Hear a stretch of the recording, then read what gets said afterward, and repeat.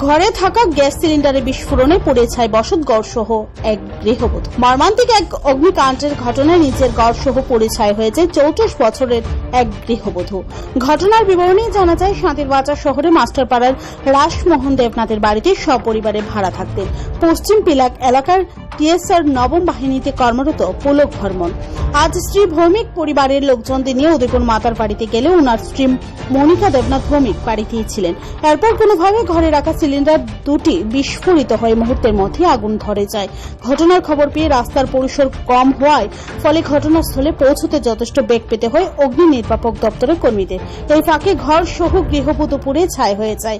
গোটা ঘটনা জুড়ে এলাকার মধ্যে ব্যাপক চাঞ্চল্য ছড়িয়ে পড়েছে। সকাল 11:10 নাগাদ আমাদের অফিসে একটা ফোন আসে, শান্তিবাজার স্কুল পাড়াতে রাসমোহন দেবনাথের বাড়িতে আগুন লেগেছে। ওনার ভাড়াটায় করে একটা সম্পূর্ণ বসতি হয়ে যায় এবং একজন লোক নিহত হয়েছে। ওনার পুরো সম্পূর্ণ পড়ে গেছে শরীরটা। একজন মারা গেছে না? হ্যাঁ, মহিলার নাম হলো Monika Debnath, Bhowmik Debnath. Bureau report, Tripura news 8।